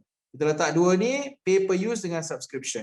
Okay, kalau pay per use ni dia macam on demand lah. Kalau you nak baru you buat kan. That is pay per use. And then you have the subscription. So subscription ni subscription lah. So contoh satu lagi adalah kita boleh buat freemium. Mana freemium tu untuk pakai limited use boleh buat free. Tapi kalau untuk unlimited challenges kita kena buat subscription macam tu. Okay, clear guys in terms of the business model ya. You guys kena address ni in your page. And then barulah kita tutup dengan goals and teams. So goals ni pula, you need to show your journey and what's the flow. So you need to put the timeline and the service phase by phase. Okay, you put the timeline. So kita kena cerita pasal validation. Cerita MVP is your prototype lah, and then acquiring users. Selalunya 3 phases ni lah yang kita nak cover dulu for the first time being. Kita tengok contoh ya for challenge factory. Alright, so challenge factory, go 1. In the first week, kita akan validate our business idea with at least 100 potential customers in Lembah Kelang. Okay, and then masuk goal 2. Kita akan build minimum viable product, which is your prototype lah, for free, and let the 100 potential customers use that product. So dalam mana kita akan gunakan 5 minggu. And then goal 3, untuk 1 lagi minggu kita akan spend. Masa ni kita akan acquire our kira macam beta user lah. Yang tadi tu alpha user kan, 100 potential customer, bagi dia test dulu. Now kita buat beta pula, kita try dekat market, tengok boleh dapat tak buat market testing. Boleh tak kita propose partnership with our apps. Maknanya kalau contoh for challenge factory, dia macam app kecergasan kan, app physical activity. So dia buatlah partnership dengan sport center ke, dengan gym ke, tengok ada marketability tak benda ni. Alright, so that is in terms of your goals. And then masuklah kepada teams. So team, you letak gambar, you letak nama, you letak apa yang you buat. Okay? Okay guys, so clear ke so far in terms of the rest of the structure? Yang paling penting yang you kena ingat adalah goals ni, okay lah, just template je lah. Yang paling penting you kena ingat adalah your value proposition. Ini paling penting. Alright guys? And then the other paling penting is your market lah. Your market.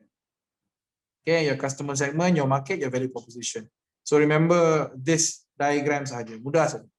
Remember this diagram and you can go far lah. Customer segment, market, value proposition, revenue model. Okay, itu yang betul-betul you kena fokus. Okay guys? Boleh? Okay, so now in terms of what we are going to do for today's training, kita akan breakout room in terms of the page. So tadi dah buat 1 minute kan? So sekarang you kena buat 3 minutes ya. Buat research in terms of customer segment, market, value proposition, revenue model, and have it ready. Kita akan breakout room lah. Nanti kita akan go one by one. Okay, so we have a balance of 2 minutes left. Ada apa-apa nak tanya soalan tak? Ada apa-apa tak clear ke? Atau tak puas hati ke bila I bagi komen terus 1 minute page? Kita boleh bincang sekejap.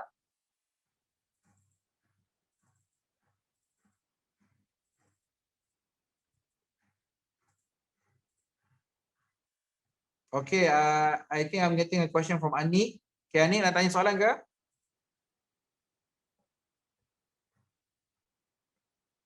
Okay, Anik, okay. Okay, boleh Anik, kalau specifically for you, tapi tak apa, can we have general questions first? Kalau macam Anik nanti kita boleh address, sebab kita breakout room nanti I'm gonna come to your group juga. Nanti kita boleh pitch lah. Giliran nanti giliran for pitching ke? Ya, betul. Okay, pitching ni nanti are you talking about the pitching at the end of today or pitching untuk training sekarang, untuk drilling sekarang? Pitching today. Tak apa, itu nanti Aida akan brief. Nanti Aida akan bagi tahu apa dia punya giliran dan timing semualah at the end of the day untuk buat live pitch. Tapi for now, for the purpose of the training that I'm giving right now, you tak perlu risau. Kita akan breakout room, akan bincang, nanti kita akan try go through lah one by one in the breakout room. Okay, another one is we hold this 3-minute pitch session after the breakout room.